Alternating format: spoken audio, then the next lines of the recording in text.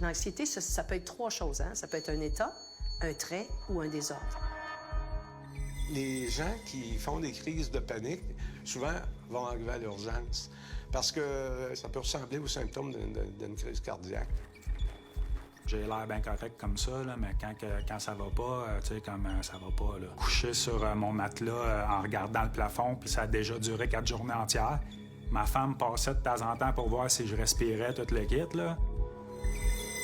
C'est comme un sentiment une grosse oppression, mais tu sais pas c'est quoi la menace. On peut pas infliger ça à quelqu'un, ça se peut pas vivre de même. Donnez-moi n'importe quoi, une maladie, quelque chose, c'est trop souffrant.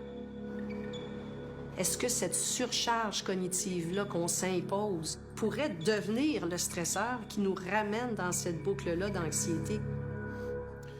Bienvenue aux 2 derniers messages que je vais apporter dans la série « Le Dieu que vous ne connaissez pas », ayant avec comme thème le Dieu qui nous libère de l'anxiété, un thème qui rejoint chacun d'entre nous. Nous avons tous des gens que nous connaissons dans nos familles, dans nos amis, nos connaissances, des gens qui souffrent de crises de panique ou qui souffrent de crises d'anxiété. L'anxiété, c'est une souffrance, c'est une angoisse, c'est un poids, c'est une panique et c'est surtout une douleur. C'est une souffrance que des gens portent.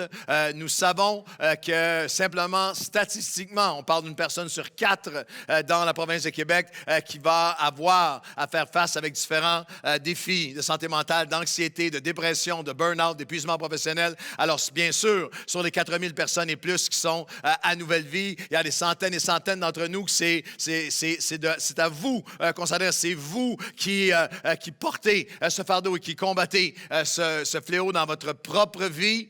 C'est quelque chose qui est partout dans l'actualité. Ça me marque tout le temps de voir que lorsque, à la fin de l'année, je vais souvent demander à l'équipe de communication de répertorier les différents messages, les séries de messages qu'on a faites pendant l'année et de regarder aux différents téléchargements, nombre de téléchargements des messages afin de voir qu'est-ce qui touche le cœur des gens et comment mieux servir, comment mieux rencontrer vos besoins et les besoins. Et comme à chaque année, cette année, c'est marquant. Il y a des messages et des séries de messages que 4 fois plus, 5 fois plus de téléchargements pour récemment un message guérir du découragement, un message sur les peurs, n'aie pas peur sur les phobies, un message sur la réponse de Dieu à la dépression. Ce sont les messages que de 3 fois, 4 fois, 5 fois plus de gens qui les téléchargent. Et c'est partout dans l'actualité cette semaine, alors que je préparais ce message dans les dernières semaines, des manchettes comme anxiété, une motion adoptée à l'Assemblée nationale pour plus de fonds. L'Assemblée nationale a adopté à l'unanimité une motion qui réclame plus de fonds et de ressources pour lutter contre les troubles de santé mentale. Le député Harold Lebel a notamment évoqué que 300 étudiants sur 3000, 10%, et bénéficient d'un suivi particulier dont beaucoup souffrent de troubles anxieux et des centaines sur des listes d'attente. D'ailleurs, le député Lebel a fait preuve d'une extraordinaire transparence. Son fils a donné témoignage de terribles crises d'anxiété qu'il a traversées. Une autre manchette, santé mentale, génération en détresse. Non seulement chez les adultes, non seulement chez les jeunes adultes, chez les jeunes, chez des gens du bel âge, aller aux milléniaux, mais aussi maintenant chez les jeunes, chez les enfants, chez ceux qu'on appelle la génération alpha. La détresse psychologique, la santé mentale, génération en détresse était la manchette. La détresse psychologique de la génération alpha, soit les enfants nés depuis 2019, 0 à 9 ans, ayant toujours vécu avec les écrans, inquiètent les psychiatres du Québec qui réclament des cours d'éducation à la santé mentale dès la maternelle. Et la présidente de l'Ordre dit, si on ne s'attaque pas à ce qui est en train de se passer comme société, on n'y arrivera jamais. Explosion de la détresse chez les jeunes. Les psychiatres du Québec réclament un cours d'éducation en santé mentale. Une citation, encore une fois, du docteur Karine Igartua, qui est l'Association des médecins psychiatres du Québec. La demande de services par des enfants, des adolescents et des jeunes adultes augmente. À ce rythme, on ne parviendra pas à aider tous ceux qui en ont besoin. La proportion de jeunes du secondaire 1 à 5, aux prises avec un niveau élevé de détresse, a passé de 21% à 29% dans les dernières quelques années. La prévalence de troubles anxieux chez les jeunes, on a passé de 8% à 17% selon l'Institut statistique du Québec. Citation encore une fois de la docteure, on a des jeunes sous pression. Ils n'ont pas l'air capables de gérer l'oppression. Qu'est-ce qu'on fait comme société qui fait que nos jeunes sont si malades? L'organisme Alpha Connecté s'intéresse à la génération dite Alpha, pratiquement née avec un écran dans les mains, leur téléphone, leur portable, leur tablette, qui devraient avoir les outils pour gérer l'impact psychologique de la vie numérique, car l'utilisation constante des écrans a des conséquences sur la santé mentale des jeunes, rappelle le docteur Igartua. Le temps d'écran gruge, entre autres, les heures de sommeil, diminue la propension des jeunes à faire de l'activité physique, réduit leur interaction sociale, autant de facteurs qui augmentent les risques de souffrir de troubles mentaux. Elle pose une question à laquelle on répond ce matin. Elle dit, il est où l'endroit de rassemblement dans notre société où on peut réaliser que nous ne sommes pas seuls à faire face à l'anxiété, où on peut entendre une discussion ouverte et sans jugement et des solutions concrètes offertes. La tendance à la surprotection et la surstimulation des jeunes, des enfants, a fait diminuer le temps de jeu libre chez les jeunes. Elle doit être remise en question. Elle dit littéralement, les jeunes n'ont plus d'espace mental pour rêvasser, pour réfléchir, simplement pour penser, pour méditer, pour poser des questions ou simplement interagir au niveau humain. Et la dernière portion de l'article m'a interpellé. Mais au-delà de ce cours, dit-elle, l'Association des médecins et psychiatres espère que les solutions seront implantées dans toutes les sphères de la société. C'est le problème de tous, dit la psychiatre, et c'est le problème le plus grave et le plus urgent de notre époque. Qui va en parler? Eh bien, ce matin, nous, et dans le prochain message, nous allons en parler parce que la parole de Dieu en parle. Et la parole de Dieu nous offre, la parole de Dieu nous donne un enseignement qui est riche et actuel, qui nous présente le Dieu que tellement ne connaissent pas, le Dieu avec un plan détaillé, des ressources nécessaires et un mode de vie afin de libérer de l'anxiété. Et combien savent qu'on ne se réunit pas ici seulement pour chanter quelques chansons et entendre un message? Nous croyons que Dieu est présent, nous croyons que Dieu est vivant et nous croyons que des centaines peuvent finir l'année sur un pas différent, peuvent finir l'année avec un nouvel espoir. Nous voulons déclarer cette fin d'année et entrer dans 2020 en nous étant emparés des armes du message et des ressources de Dieu et vaincre, marcher dans une paix qui est nouvelle. Voulez-vous applaudir et ensemble dire, Seigneur, tu vas renverser. Il y a tellement d'enseignements, tellement de textes magnifiques dans la parole de Dieu. Celui qu'on regarde ce matin adresse directement et on va seulement... je ne dis pas cela juste pour vous faire revenir. Si j'étais capable de vous kidnapper pour faire les deux messages d'un coup, c'est ce que je ferais parce que c'est tellement important. Ce matin, c'est une intro et on entre dans les solutions lors du prochain message également. Alors, c'est important que vous soyez là. Ce verset-là est tellement riche, tellement puissant. On va le lire ensemble et on va le découvrir ensemble ce matin. 1 Pierre, chapitre 5, à partir du verset 5. « Et tous, dans vos rapports mutuels, revêtez-vous d'humilité, car Dieu résiste aux orgueilleux, mais il fait grâce aux humbles. Venez avec humilité donc sous la puissante main de Dieu, afin qu'il vous élève au temps convenable. Et déchargez-vous sur lui de toutes vos anxiétés, de tous vos soucis. » Le mot grec parle d'une douleur, d'un tourment, d'une eau tourmentée, de tous vos peines, vos soucis, vos angoisses, vos paniques, toutes vos anxiétés. Déchargez-vous sur lui de toutes vos anxiétés, car lui-même prend soin de vous. Encore une fois, dans le texte original, l'anglais l'a traduit « cares for you ». Est préoccupé, Dieu est préoccupé par chaque aspect de vous, par chaque aspect de nous. Soyez sobres dans vos pensées. Veillez sur vos pensées. Votre adversaire, le diable, rôde comme un lion rugissant, cherchant qui le dévorera. Résistez-lui avec une foi ferme, sachant que les mêmes souffrances, les mêmes combats, les mêmes anxiétés, les mêmes peines sont imposées ou sont vécues par des frères partout, des sœurs partout dans le monde. Le Dieu de toute grâce, qui vous a appelés en Jésus-Christ. Voici à ce à quoi Dieu nous a appelés. À sa gloire éternelle, oui, pour la gloire éternelle après, lorsque je serai avec lui, mais sur cette terre, afin que même, oui, nous traversons tous des saisons, nous avons souffert pendant une saison, pendant une période de temps, mais voici, il nous appelle, celui qui lui-même va nous perfectionner. Le mot veut dire « making you whole ». Il va te remettre en un morceau. Il va nous guérir afin de nous affermir, afin de nous fortifier, afin de nous rendre inébranlables. À lui, je vais le dire une autre fois, il va nous guérir, il va nous affermir, il va nous fortifier, il va nous rendre inébranlables. À lui soit la gloire et à lui soit la puissance. Il est vivant, il a la capacité, la puissance au siècle des siècles, des siècles, des siècles, des siècles, jusqu'à Longueuil en 2019. Et tout le peuple de Dieu dit un grand... Applaudissez celui qui va vous rendre inébranlable. C'est important de bien comprendre le contexte de ce « déchargez-vous sur lui de toutes vos anxiétés ». Le contexte de cette épître de Pierre, c'est une lettre à des croyants qui étaient sous très forte anxiété.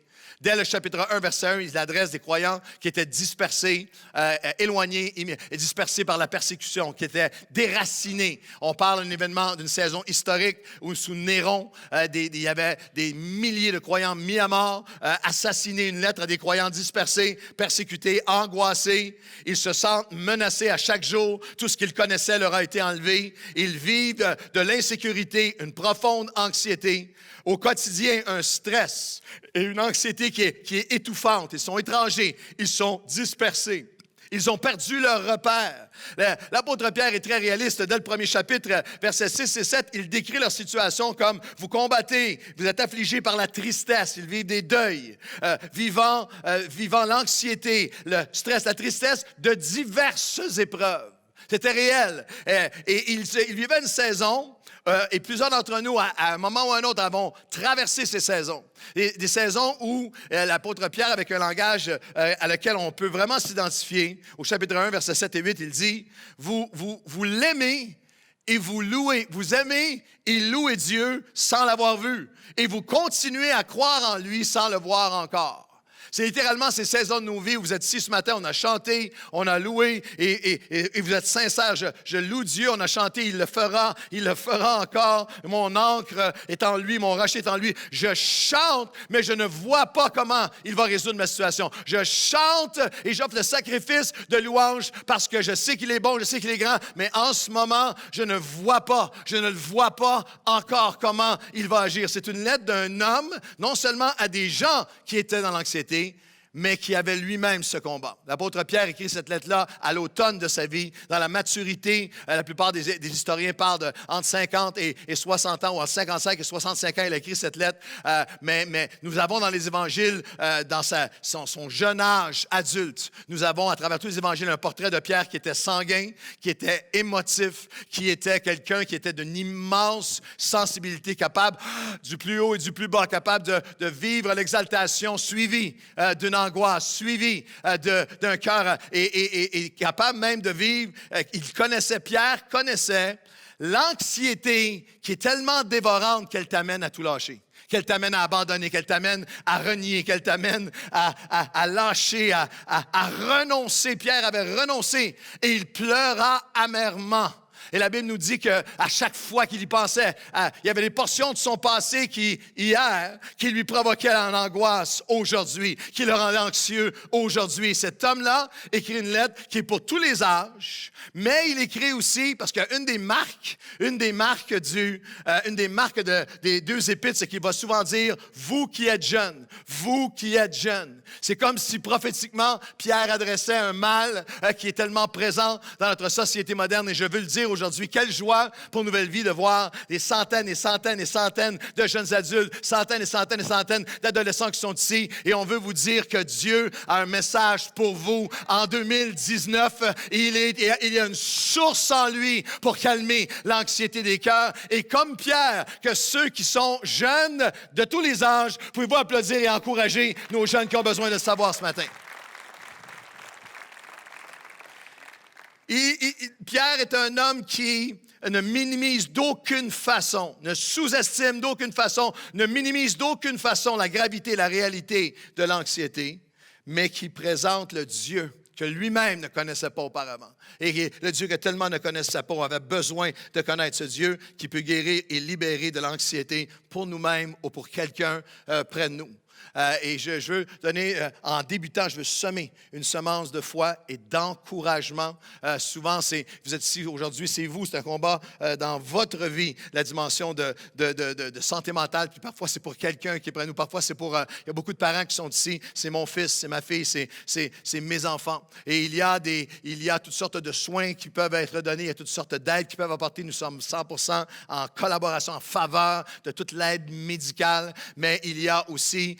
parfois des choses qui sont diagnostiquées comme étant incurables. Et je veux juste dire ce matin, je veux juste lancer ce matin, je veux juste semer dans vos cœurs ce matin, laisser avec respect, on travaille en collaboration avec la science, mais je veux déclarer ce matin qu'en 2019, Dieu intervient encore de façon miraculeuse. Dieu intervient encore de façon qui transcende.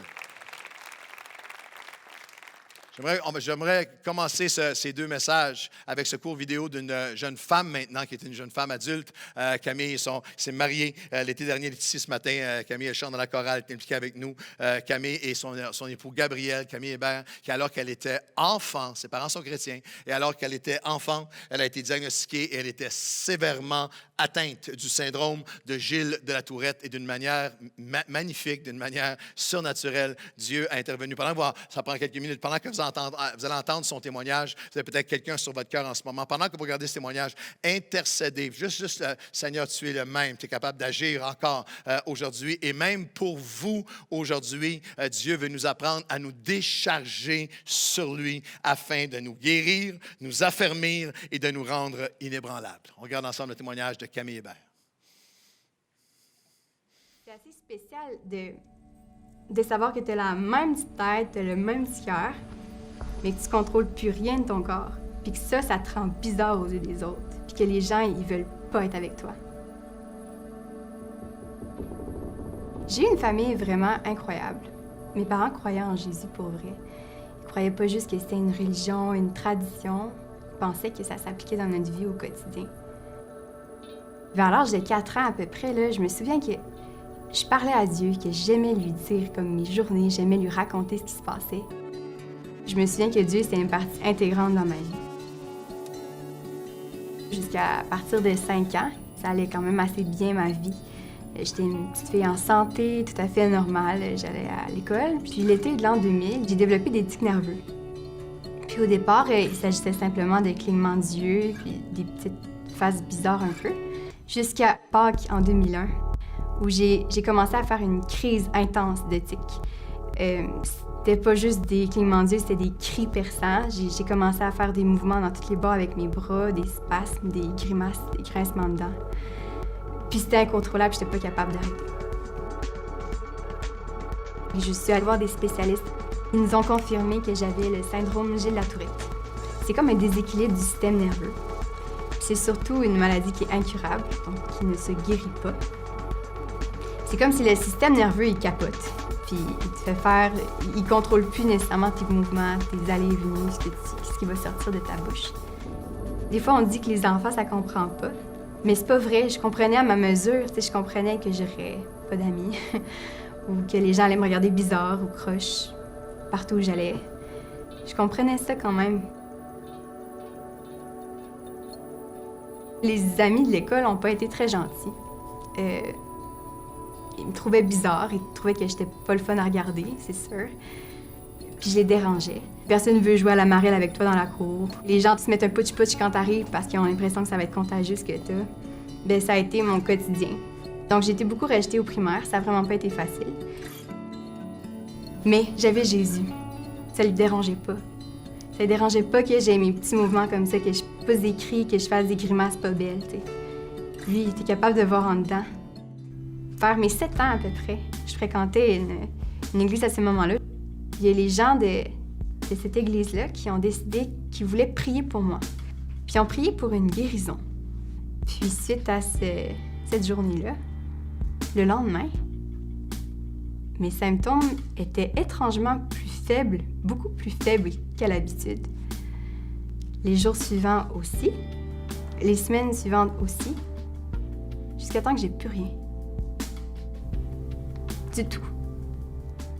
On est retourné voir les médecins, qui ont fermé le dossier. Aucune explication à donner. C'était un miracle, tout simplement, dans ma vie de petite fille de 7 ans. Puis cet événement-là me donnait concrètement la preuve que Dieu s'intéresse à la vie de tout le monde, personnellement. Ça a absolument changé ma perspective de la vie que je veux mener. Je veux suivre Jésus. Je veux vivre pour le Dieu qui me guérit. Je veux vraiment que Dieu, ça soit le centre. Je veux être avec les gens qui souffrent. Je sais c'est quoi. J'étais jeune, c'est sûr, j'étais jeune, mais je sais c'est quoi que les gens te regardent croche puis qu'ils n'aiment pas ce qu'ils voient puis qu'ils veulent pas que tu sois là. Dieu, c'est tellement pas juste une valeur ou une tradition, ça prend le centre de ta vie quand tu comprends c'est qui. Mon nom est Camille Hébert et je suis 2e. Yeah.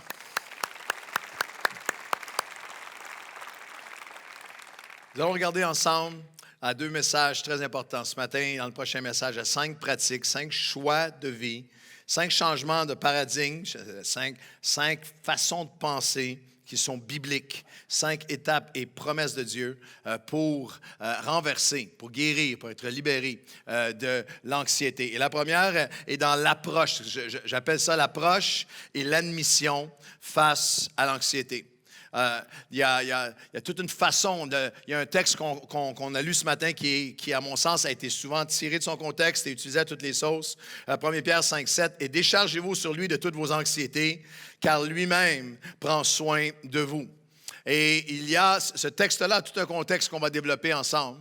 Mais la meilleure façon que je pourrais vous expliquer qu'il a pu être mal utilisé et même devenir douloureux pour des croyants, c'est avec cette vignette de ma vie. Lorsque j'ai gradué du collège biblique, je me suis acheté ma première voiture. Avant ça, il y a des chrétiens généreux qui nous avaient donné une voiture à Pasteur Mark et moi pour un vieux taco. Et on a fait nos études bibliques avec ça. Et elle est morte en même temps que notre graduation. Et j'ai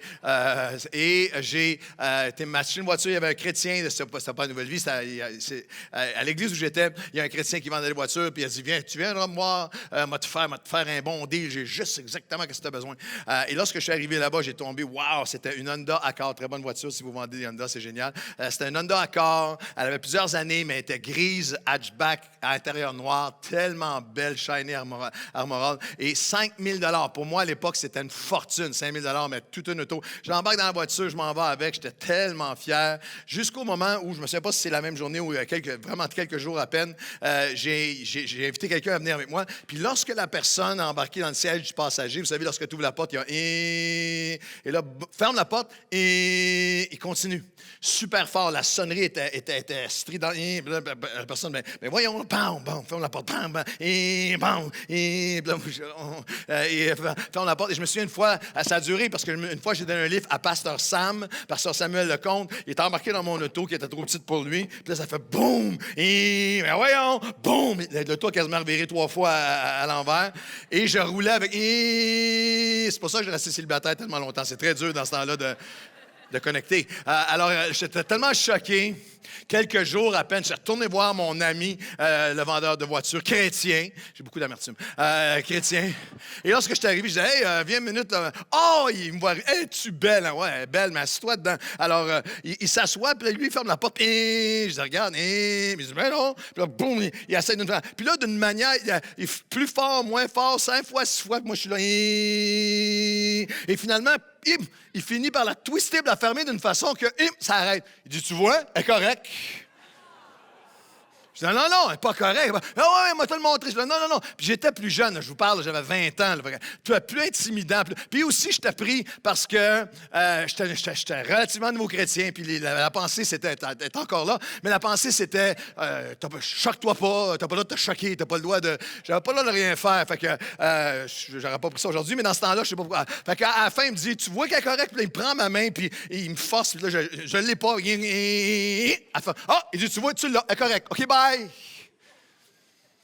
Et moi, je m'en allais en essayant de me forcer à croire qu'elle est correcte. Et quelques mois plus tard, l'automne est arrivé et elle a fait ça tout le long. Et lorsqu'ils ont monté la voiture pour changer mes pneus, pour mettre des pneus d'hiver dans un autre garage, le gars dit il dit, t'as fait tout un accident avec ça, c'était une perte totale. Elle a été cassée en deux, cette auto-là, puis ils l'ont recollée.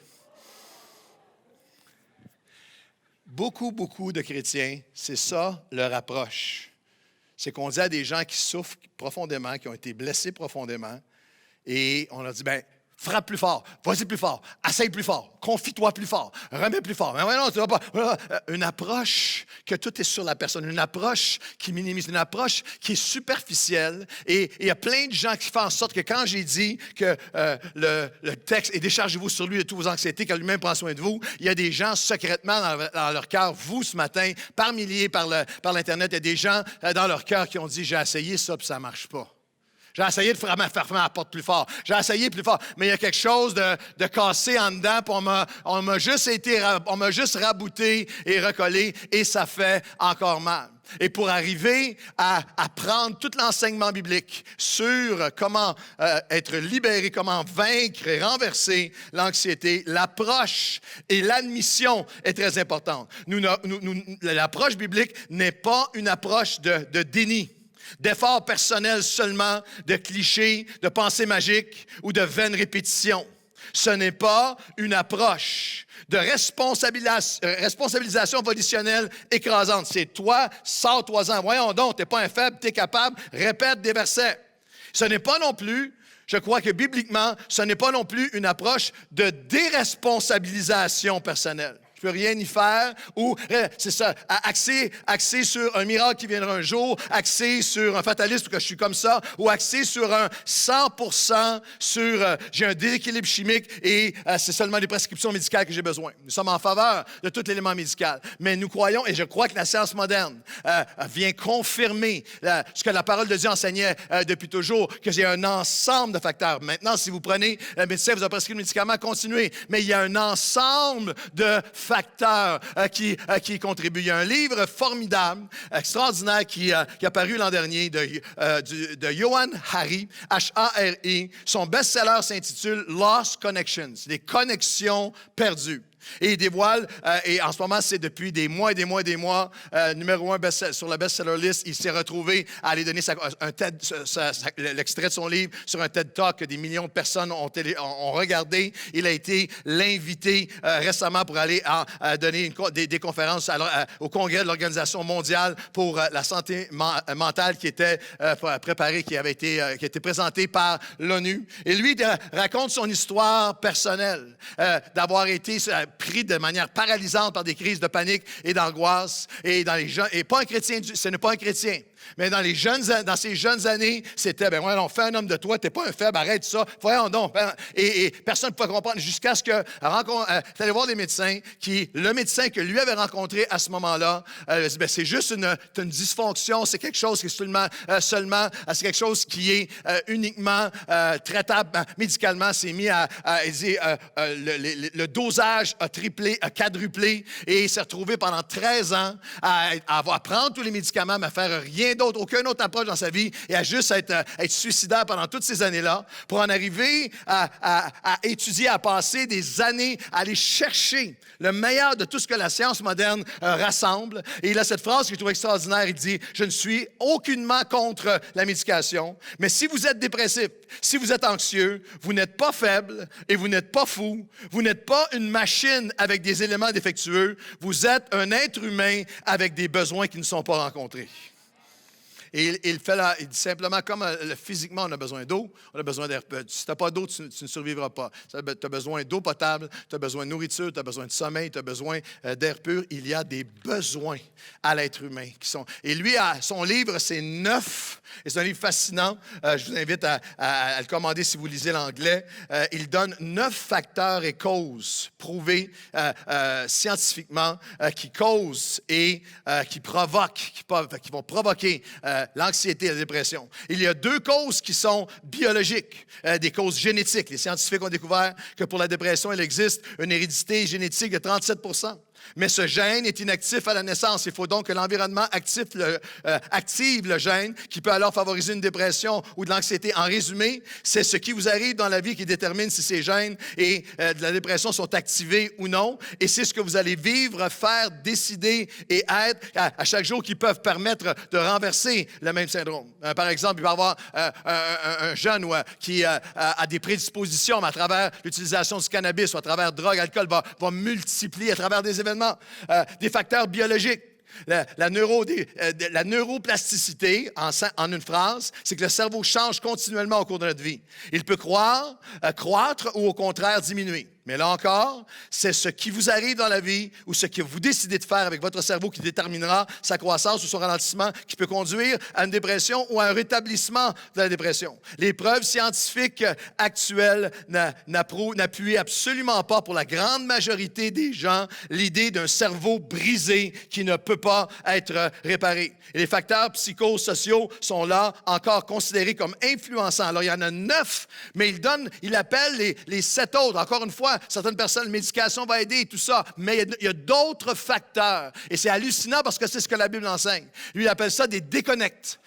Je pensais à nos 3 C de toute l'œuvre Nouvelle Vie, de connaître Dieu, de connecter afin de contribuer. Et lui, il parle de 7 grandes déconnects qui contribuent à l'angoisse, qui contribuent à l'anxiété et à la dépression. Se sentir déconnecté, par exemple, dans son travail, vide de sens, peu de contrôle ou d'autonomie au travail, peu de valorisation à long terme. Se sentir déconnecté des gens, la solitude, profondément seul, amplifié par les médias sociaux. Se sentir déconnecté des valeurs qui ont un sens. Une emphase qui est mise sur le matérialisme, à faire les choses uniquement pour obtenir des récompenses extrinsèques et non intrinsèques. Société de consommation, de surconsommation, de comparaison continuelle. Se sentir déconnecté en raison de traumatismes vécus dans l'enfance. Se sentir déconnecté du respect. La vie moderne nous pousse à considérer le statut, la célébrité, la richesse comme des facteurs déterminants de succès. Et le fait de craindre de perdre sécurité financière ou statut social sont des facteurs de stress sous-jacents constants pour les gens. Facebook, Instagram, toujours en comparaison avec est-ce que je suis autant, est-ce que je suis. Il ajoute se sentir déconnecté de l'espoir pour un futur meilleur. Il n'est pas un chrétien. Mais lorsque quelqu'un est déconnecté d'un espoir pour un futur meilleur, et il ajoute même dans son TED Talk qu'un des contribuants à l'angoisse, à l'anxiété, se sentir déconnecté d'une dimension qui est transcendante à l'expérience humaine, porteuse de valeurs morales et de valeurs spirituelles altruistes et connectantes. Il ajoute même, on ne parle pas d'une reconnexion religieuse, on parle d'une reconnexion relationnelle. J'aimerais dire que c'est ce que la Bible enseigne. La Bible enseigne que l'être humain a besoin d'être reconnecté avec Dieu et d'être reconnecté dans des relations humaines significatives et enrichissantes et qu'il y a une foule de facteurs de reconnexion qui peuvent contribuer à nourrir ta paix, à nourrir tes forces, à nourrir ta capacité à gérer ton stress et ton anxiété. On va les découvrir ensemble, on va les vivre ensemble et on va recevoir cette paix de Dieu ensemble. Quelqu'un devrait dire oui. Nous allons apprendre à venir humblement sous la puissante main de Dieu. La deuxième partie que j'appelle non seulement l'approche et l'admission, mais l'accès à l'apaisement par la main de Dieu.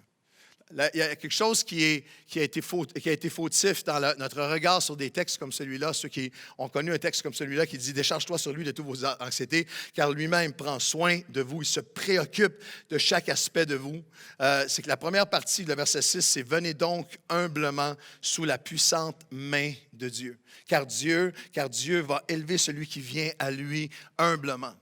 Nous avons dissocié les deux.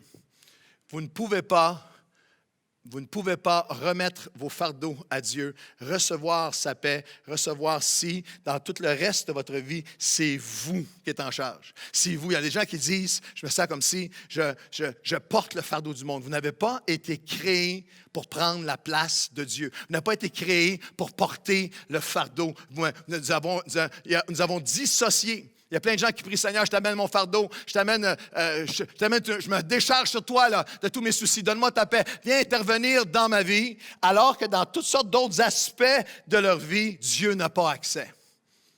Je dirais de cette façon. Nous ne pouvons pas être apaisés, comme le promet le verset 7, si nous n'appliquons pas et ne pratiquons pas le verset 6, de venir avec obéissance, avec humilité et lui remettre chaque aspect de nos vies. Qu'il y a un lien direct entre je remets ma vie à Dieu, je cherche à vivre selon ses voies, je lui donne accès à chaque aspect de ma vie et la paix que je vais vivre face à l'angoisse. Je ne peux pas me décharger sur lui si je suis en défiance de lui ou en déni de sa parole dans ma vie. De quoi tu parles, Pasteur? Je parle à quelqu'un qui dit, Seigneur, maintenant je m'en viens de prier là, je te demande là, de venir me donner ta paix. Je vis de l'anxiété, alors je m'en viens de donner mes fardeaux, alors que dans cet aspect-là de ma vie, j'ai de l'amertume, alors que j'ai de l'adultère, alors que j'ai du mensonge, alors que j'ai des péchés secrets, alors que j'ai une double vie, alors que je porte toutes sortes de choses qui sont contraires à toi, alors que je suis en déni. Je résiste à tout ce que tu m'enseignes dans tellement de sphères de ma vie, mais lorsque j'arrive ici, Seigneur, j'ai besoin de ta paix. J'aimerais vous dire, ce n'est pas à chaque cas, c'est le premier point, mais il y a un lien direct. Plus je vais venir avec humilité sous sa main puissante et lui remettre chaque situation de ma vie, le mettre sur le trône et chercher à marcher sous sa main, sous sa direction, sous sa parole dans chaque aspect de ma vie, plus le niveau de paix va monter et plus l'anxiété va descendre. Pour un croyant. Pas facile. Pas facile d'être en paix lorsque tu vis une double vie.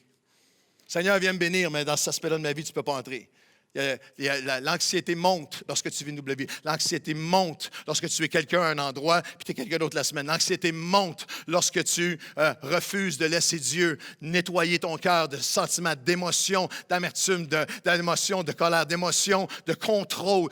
C'est pas facile d'être en paix lorsque c'est toi qui tiens tout et qui contrôle tout. Lorsque c'est tes mains qui retiennent tout. Tu n'as pas été créé pour tout porter. Tu as été créé pour le remettre à Dieu et te mettre sous sa main puissante dans chaque aspect de ta vie. C'est là que la paix vient. C'est là qu'il y a un calme. C'est là qu'il y a une assurance. Lorsque je porte ce qui m'appartient, mais je laisse Dieu porter qu'est-ce que lui appartient. Quelqu'un va dire oui. Et Pierre parlait par expérience. Il dit, je dois laisser un accès dans ma vie à l'apaisement par la main de Dieu. C'est une main qui est personnelle. Je viens avec humilité. Les mains personnelles. L'Évangile de Marc, chapitre 1, verset 16, la Bible nous dit que Jésus est arrivé, il a vu Pierre et il lui a dit, « Suis-moi ». Et aussitôt, ils laissèrent leur filet et le suivirent. Littéralement, ce n'est pas seulement pour la première année ou c'est pas seulement pour les premiers 5 ans de ta vie chrétienne. À chaque jour de notre vie, notre paix va être directement proportionnelle à Dieu qui nous dit relâche, c'est toi qui tiens quelque chose de ce filet-là, il faut que tu le relâches. Ce filet-là, cette situation-là, cette circonstance-là, cet échéancier-là, cette personne-là dans ta vie, cet échec-là, cette souffrance-là, tant que tu la tiens dans ta main, c'est toi qui la portes. Mais si tu me la donnes, si tu me la remets, si tu viens avec humilité, Dieu, sous ta main puissante, je prends ce qui m'appartient, mais mes mains remettent entre tes mains. C'est une main d'abandon. Il y a un apaisement dans l'abandon. Il y a un repos dans le relâchement devant Dieu. Il y a un quotidien où je viens avec humilité. Je ne sais pas tout, mais je vais, Seigneur, il y a des affaires que je tiens dans ma main en ce moment. Je veux te les donner. Je les remets dans ta main. Je viens me décharger sur toi parce que tu es préoccupé par chaque aspect de ma vie. Je reconnais qu'à travers ce que j'ai vécu, j'ai besoin, c'est pas dans le déni, j'ai besoin que tu viennes me guérir, j'ai besoin que tu viennes me fortifier, j'ai besoin que tu viennes me relever, j'ai besoin que tu viennes me rendre inébranlable et j'ai surtout besoin de te remettre chaque chose entre tes mains à chaque jour, chaque chose personnellement jusqu'à ton retour. Quelqu'un devrait dire oui. C'est une main personnelle qui appelle chaque nom et dans chaque saison de nos vies, on a des filets différents qu'on a besoin de laisser aller. Des filets de ce que j'avais prévu, des filets de mes anticipations, de mes ambitions, de blessures, de déchirements, de choses qui ont été tellement... Je relâche, je le tenais là, mais je le remets dans tes mains et vous allez voir qu'alors que au quotidien, je viens avec humilité, je ne suis pas Dieu, tu l'es, je ne suis pas le roi, tu l'es, je ne suis pas sur le trône, tu l'es, je ne sais pas tout, tu le sais, je ne comprends pas tout, mais tu es parfait et tu es amour. Alors je le prends de ma main, je le relâche dans la tienne et il y a une paix qui vient. Quelqu'un devrait dire oui. C'est une main personnelle, l'accès de la main de Dieu. Et c'est une main de provision. L'apôtre Pierre vous le raconterait parce qu'il l'a vécu lui-même. Il était là. L'apôtre Pierre dit, il y a une des plus grandes sources de stress, une des plus grandes sources d'angoisse ou d'anxiété, c'est je n'ai pas assez. Je ne suis pas assez. Je n'ai pas assez. Je ne suis pas assez pour mon fils. Je ne sais pas comment. Je n'ai pas assez de connaissances parentales pour. Je n'ai pas assez de patience pour. Je n'ai pas assez de finances et je suis dans l'anxiété. Je n'ai pas assez d'assurance pour l'avenir et je suis dans l'anxiété. Je ne suis pas assez. Je n'ai pas. Et c'est comme si face à ce qui est devant moi, là, c'est tellement. C'est ridicule. J'ai une foule devant moi. Puis tout ce que j'ai, c'est 5 pains et 2 poissons. Et Pierre vous dirait, hey, j'étais là. Moi aussi, j'étais là au moment où on se sentait tellement petit, c'était tellement gros ce qu'il y avait devant moi. C'était même trop gros pour nous. Puis c'était risible. On est arrivé avec nos pains et nos poissons, mais on les a mis dans ses mains à lui. Puis lorsqu'on les a mis dans ses mains, j'aimerais dire qu'il est le Dieu, que lorsque je lui mets ce qui n'est pas assez, il le multiplie. Lorsque je lui mets entre ses mains, c'est toute une différence. Savez-vous, un des grands pas, on va en faire plusieurs ensemble, mais un des grands pas qui calme le stress et l'anxiété, c'est ne maudis pas ce qui n'est pas assez. Rends grâce pour ce qui n'est pas assez parce que tu l'enlèves de tes mains et tu le remets dans les mains de Dieu. Jésus prit le pain dans ses mains et il rendit grâce. Et il le rompit et il le distribua. Et je me tiens à côté de Pierre, et vous aussi, et des centaines de chrétiens ici, de l'applaudir dans un instant parce que quelqu'un a besoin de vous entendre applaudir pour dire, je l'ai vécu dans tellement de sphères de ma vie. Quand je le porte moi-même, puis que je focalise sur ce que j'ai pas, l'anxiété me dévore. Mais lorsque je le mets dans ses mains, tellement de fois, dans chaque aspect de ma vie, lorsque je suis tellement insuffisant, mais je l'amène à lui dans sa main. Il est la main qui multiplie. Il est la main qui est assez. Il est la main qui multiplie. Quelqu'un devrait dire oui. L'intervention, l'accès à l'apaisement par la main de Dieu, sa main personnelle, sa main de provision, et la dernière pensée, sa main selon ses plans et selon ses possibilités à lui. Dernier texte, on regarde ensemble à l'Évangile de Luc, au chapitre 5, qui va apparaître à l'écran. Et Pierre, vous avez dit, je l'ai vécu, c'est là que j'ai commencé à réaliser, c'est là que j'ai appris que c'est ce que ça veut dire vraiment de me décharger sur lui de tous mes soucis. Le mot « déchargez-vous sur lui », on l'a traduit en français, de se décharger sur lui de tous nos soucis. Le mot grec est un mot de pêche. C'est pour ça que c'est un mot qui veut plus dire, qui est plus traduit peut-être plus littéralement par lancer. C'était vraiment l'expression « to cast a net ». C'était comme tu lances ton filet. C'est pour ça qu'en anglais, ils l'ont traduit « casting all your cares upon him, for he cares for you ». Alors, dans le grec, à un pêcheur, c'est un langage de pêche et c'est le langage d'hommes qui ont passé leur vie à lancer des filets. Et certainement que Pierre, lorsqu'il écrit à ces gens qui sont pris par l'anxiété, qui sont pris par la persécution, qui sont pris par tellement de souffrances, le pêcheur, l'ancien pêcheur, le pêcheur de poissons qu'il était, leur dit, il faut que vous appreniez à lancer vos préoccupations, à lancer vos soucis, à lancer vos angoisses, à lancer vos anxiétés, là où lui, à la façon, selon la pensée et selon les possibilités de Dieu. Dans Marc 5, c'est Pierre qui a vécu ce moment. Où des versets, c'est comme si dans Marc 5, vous avez une espèce de portrait prophétique de ce qui prend place, en fait, à chaque semaine, ici à Nouvelle Vie, alors qu'on enseigne la parole de Dieu, vous l'entendez, vous l'écoutez avec vos propres. Et l'apôtre Pierre est là. Et dans Luc, chapitre 5, les versets 1 à 3, Jésus est en train d'enseigner, il est sur le bord, et moi, j'ai visité ces endroits-là où on est assez sûr que c'était dans cette région-là, vraiment, où Jésus enseignait, c'est assez saisissant. Et Jésus est là, il enseigne la foule, et la foule est tellement de plus en plus nombreuse. Et Pierre est là, et il est avec ses copains, avec ses confrères, puis ils ont pêché toute la nuit sans résultat.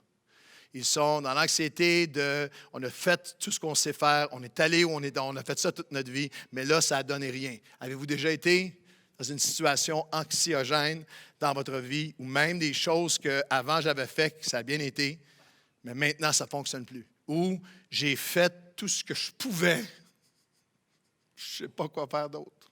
Je suis au bout de moi-même. Je suis assis à l'église, je t'écoute prêcher par ce Claude, j'ai de la misère même à me concentrer parce que je suis assis dans ma barque, on a pêché toute la nuit, on n'a rien pris.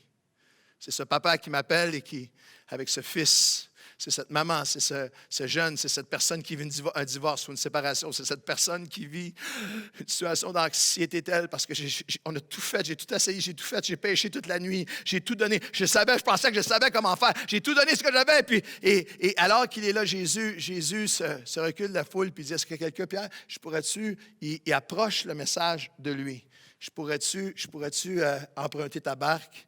Et il va dans la barque et là, il va s'éloigner juste un peu pour pouvoir, ils sont tous sur une montagne, ils sont à flanc de montagne. En reculant dans la barque, il entre dans la barque de Pierre, de celui qui est au bout de ses ressources, de celui qui est allé au bout de tout, de celui qui a péché toute la nuit. Et il va prendre le message qui enseignait aux foules, que Pierre écoutait, puis il va le mettre à son cœur et la pleine décision. Il va arriver à Pierre, puis il va lui dire, lorsqu'il eut cessé de parler au verset 4, il dit à Pierre, « Avance en eau profonde et jetez vos filets pour pêcher. Je veux t'amener plus profondément avec moi. Je veux t'amener plus profondément dans ta confiance en moi. Je veux t'amener plus profondément au-delà de je mets ma confiance en Dieu, puis je remets tous mes fardeaux. Non, je veux t'amener plus loin que ça. » Et la réponse de Pierre, elle est très humaine et je suis tellement reconnaissant que Luc l'a mis tel qu'elle était. Pierre a répondu, moi j'ai jeté mon filet toute la nuit, j'ai toujours fait comme ça, puis regarde, on a les mains vides. Et Pierre va répondre à Jésus avec condescendance. Pierre va dire à Jésus, je ne vous demanderai pas de lever la main, mais combien d'entre nous avons été tentés parfois de dire juste, voyons donc, Seigneur Jésus, on a péché toute la nuit. J'ai fait ça toute ma vie. J'ai toujours fait ça comme ça. On a toujours été comme ça. C'est toujours ça que j'ai fait, puis là, on n'a rien eu. Lance ton filet de l'autre côté. Suis ma façon, suis ma volonté. Va plus profondément. Il dit, Maître, nous avons travaillé toute la nuit sans rien prendre, mais il aurait pu arrêter là.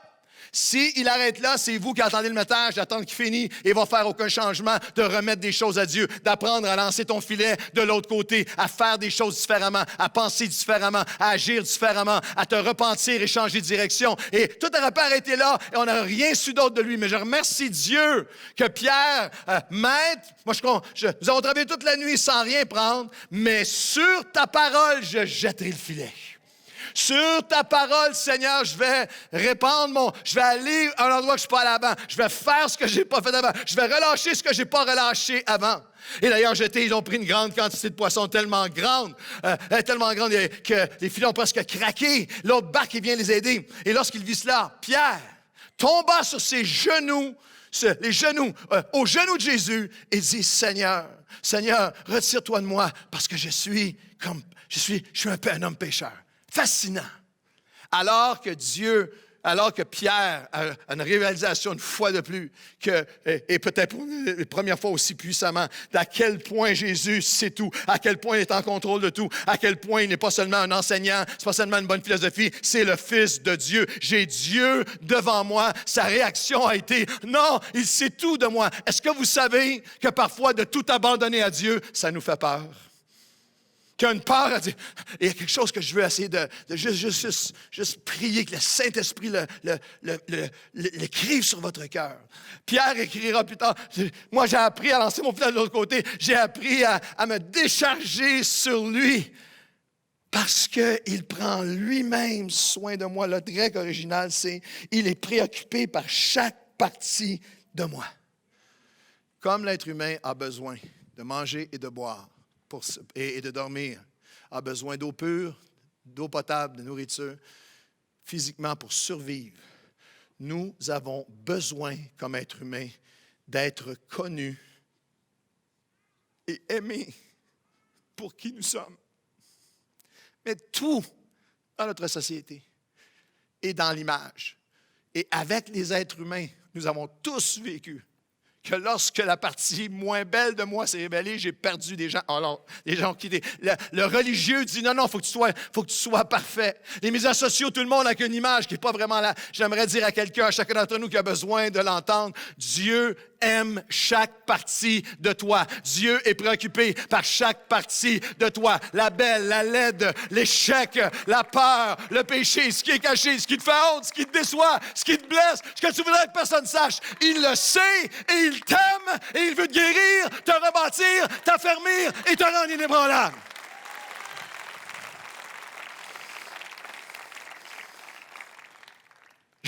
peur, j'ai peur. Non, laisse faire.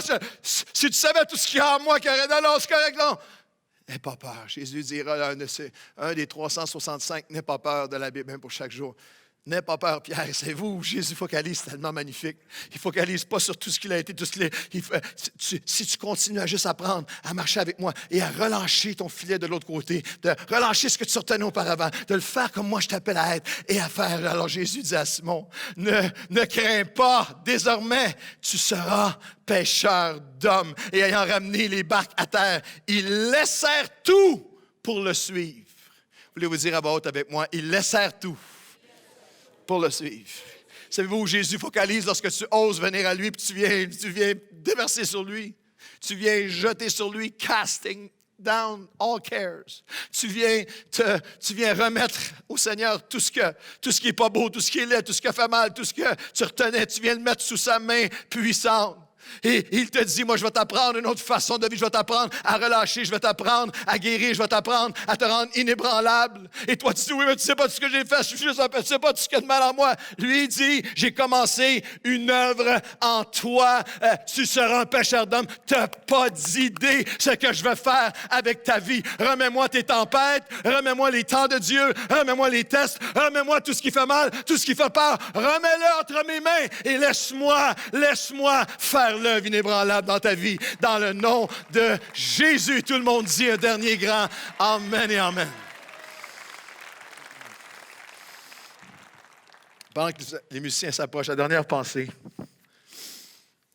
J'aurai le temps de la développer lors du prochain message, mais je crois que c'est important de terminer avec ceci. Venez avec humilité sous la puissante main de Dieu afin qu'il vous élève au temps qu'il a préparé d'avance pour vous. Dans la promesse de Dieu pour nous libérer de l'anxiété, dans l'appel à remettre tout entre ses mains à lui, il y a une dimension d'humilité, il y a une dimension de « c'est pas moi qui est roi, c'est toi. Ce que je retenais, je te le donne. Je te donne ma famille, je te donne mon passé, je te donne mon présent, je te donne mes échecs, je te donne mes aspirations, je te donne mes ambitions. Et je dirais ceci, je te donne aussi mes calendriers. Je te donne mes échéanciers. Car oui, vous traverserez, Pierre, dans le même message, dit, oui, vous allez traverser des saisons de souffrance. Mais dans l'humilité devant Dieu, alors que tu lui remets tout, que tu lui relâches tout, au temps préparé d'avance par Dieu. Il y a des temps de Dieu. En d'autres mots, déchire pas, lâche pas, abandonne pas quelque chose parce que tu trouves que c'est trop long, c'est trop tard, c'est passé date, c'est maintenant impossible. J'ai étudié récemment, j'ai lu récemment un article fascinant sur un fruit, le fruit national en Jamaïque, qui s'appelle le fruit aké. Et c'est un fruit magnifique, délicieux, qui est porteur de santé et même qui a des vertus guérissantes. Il y a une huile qui émerge de ce fruit-là lorsqu'il est arrivé à pleine fruition, lorsqu'il est arrivé à son plein épanouissement. Il y a une huile qui est très, très apaisante, très guérissante, même pour guérir des plaies. Mais une des marques de ce fruit-là, puis il y a toutes sortes d'avertissements partout dans le pays, surtout pour les touristes, c'est que ce fruit-là, lorsqu'il est sur l'arbre, peut paraître, il est en train, dans sa saison de gestion, a l'air beau, a l'air prêt, mais si tu l'arraches, si tu le prends avant le temps, il est empoisonné et meurtrier. Et je regardais cette image, et l'apôtre Pierre dit, c'est pas toi qui es le maître des temps. Des gens qui ont des moments dans ma vie où j'ai voulu arracher, j'ai voulu lâcher, j'ai voulu abandonner parce que c'était le temps que moi j'avais mis. Je pensais qu'à ce moment-ci, je serais rendu là. Je pensais que mes enfants seraient rendus là. Je pensais que ma carrière serait rendue là. Je pensais que ma vie personnelle serait rendue là. Je pensais que j'aurais des enfants. Je pensais que. Ah, c'est trop tard. Ça doit être prêt. Dieu dit, laisse les temps dans ma main. Lorsque tu essaies d'arracher trop tôt, c'est poison. Mais si tu prends tous les aspects, tous les fardeaux de ta vie et tu remets les temps dans mes mains et que tu te préoccupes d'aujourd'hui, je vais jeter mon filet. Aujourd'hui, je vais remettre entre ses mains. Aujourd'hui, je vais lui faire confiance. Aujourd'hui, je vais marcher avec lui. Le Dieu qui n'a pas changé, qui t'appelle en Jésus-Christ, il va te guérir, il va te perfectionner, il va te fortifier. pieds. Il va te rendre inébranlable par sa puissance encore à l'œuvre aujourd'hui dans le nom de Jésus. Remets tes tempêtes, remets tes tests, remets toutes les teneurs de ce que tu voulais faire, remets le témoignage futur entre ses mains, remets les temps entre ses mains et laisse-le être Dieu et vois-le faire son œuvre en toi dans le nom de Jésus. Et tout le monde dit un dernier grand Amen et Amen et Amen. Allez, applaudissez avec moi la grâce de Dieu.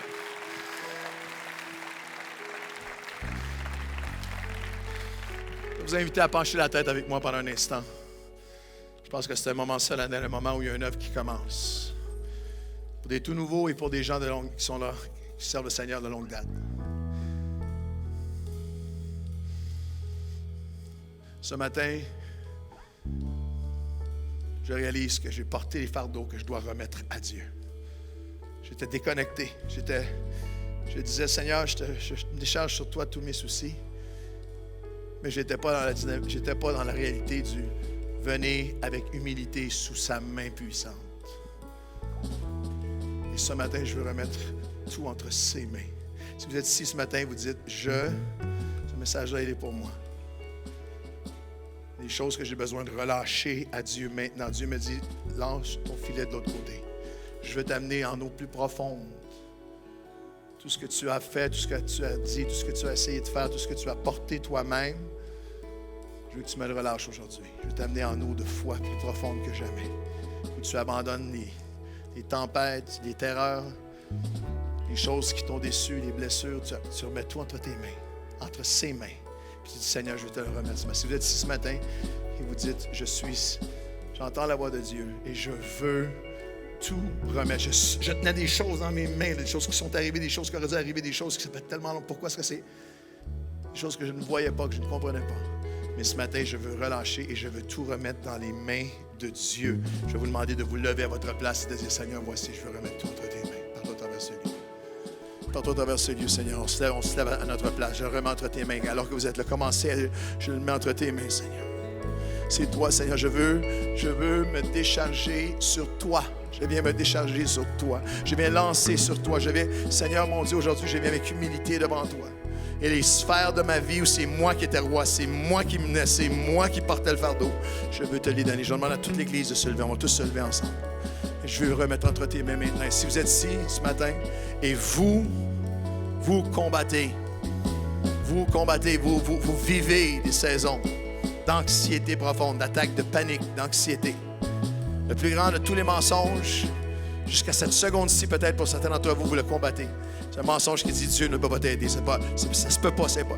Et ce matin, je vous dis, au nom de Jésus, donne accès, reconnecte avec lui, remets entre ses mains comme jamais. Il est le prince de la paix. Et lorsqu'il vient régner dans des cœurs, il peut et veut et va calmer des cœurs. Alors ce matin, si vous êtes ici, vous dites, c'est moi ce matin, j'ai besoin de remettre tout entre les mains de Dieu. Ou un moment d'intercession important, vous êtes ici ce matin et vous avez quelqu'un près de vous, c'est votre fils, c'est votre fille, c'est votre ami, c'est votre épouse, c'est vos parents, c'est quelqu'un près de vous qui est paralysé par l'anxiété ou par des pensées dépressives, des pensées suicidaires, des pensées d'abandon, des pensées de panique. Ce matin, voulez-vous tendre vos mains vers Dieu et dire, Seigneur, je viens pour lui, je viens pour elle. Et je m'en viens, Seigneur, te l'offrir. Je m'en viens te demander d'agir. Je m'en viens le remettre entre tes mains. À la fin de cette réunion, comme à chaque dimanche matin, il y a toute une équipe de prière qui est ici à l'avant. Nous allons prier ensemble avec un chant qui est une prière. Et Dieu va agir là où tu es. Remets tout entre ses mains là où tu es. Mais à la fin de la réunion, tu as besoin que quelqu'un prie avec toi. Tu as besoin de connecter avec quelqu'un. Il y a toute une équipe de prière qui va être ici à l'avant pour toi. Alors que la réunion finisse, il y a des gens qui sont nouveaux, qui peuvent aller à l'espace bienvenue, mais des gens qui sont là et qui disent, moi, j'ai besoin que quelqu'un prie pour moi. Tu vas t'approcher et nous allons prier avec toi. Il y a toute une équipe qui va être ici, va prendre le temps de prier avec toi. Nous allons connecter avec Dieu. Nous allons connecter les uns avec les autres. Et Seigneur, ce matin, j'ai cet espoir comme une encre pour mon âme. Dans la tempête, je m'appuie sur toi. Je viens, Seigneur, au nom de Jésus, pour chaque personne aux prises avec l'anxiété, la panique, les craintes, le tourment. Et au nom de Jésus, Seigneur, que ta voix pénètre les cœurs en disant, n'aie plus peur, n'aie pas peur, ne retiens pas, remets-moi tout, remets tout entre mes mains et que la paix de Dieu commence à venir régner comme jamais dans des cœurs, qu'il y ait des libérations ce matin, des relâchements qui vont amener une libération. Seigneur, si d'un côté de notre vie, on a prié à mettre nos fardeaux sur toi, mais on gardait nous la royauté, on gardait nous le chef, on gardait toi entre nos mains, ce matin, nous relâchons. Ce matin, nous venons à toi, nous venons sous la main avec humilité, sous la main puissante de Dieu. Et Seigneur, pour ce qui n'est pas assez dans nos vies, on le remet dans tes mains. Ce qui a fait mal, on le remet dans tes mains. Ce que nous ne contrôlons pas, on le remet dans tes mains. Ce que nous ne comprenons pas, on le remet entre tes mains ce matin, Seigneur. Prends-le et que ta main puissante vienne calmer les tempêtes, que ta main puissante vienne apaiser, que ta main puissante nous apprenne à chaque jour à venir tout remettre entre tes mains. Apprends-nous à jeter notre filet de nouvelles façons de penser, d'agir, de parler. Nouvelles, Seigneur. Seigneur, nous sommes bouleversés par la pensée que tu sais tout de nous, tout ce qu'on cachera à tout le monde et à nous-mêmes. Tu sais tout de nous et tu nous aimes. Et tu veux guérir chaque partie de nous qui a besoin de l'aide. Alors nous ne retenons rien, nous te remettons tout entre tes mains, dans le nom de Jésus. Est-ce que je peux voir l'Église tendre ses mains vers Dieu? Tous ensemble, remettez votre vie, remettez quelqu'un, remettez une situation, remettez les temps. La bataille n'est pas finie. Je ne vais pas arracher le fruit avant le temps. Je vais mettre ma confiance en Dieu. J'ai cet espoir et c'est un ancre pour mon âme. Mon espoir est fondé sur toi.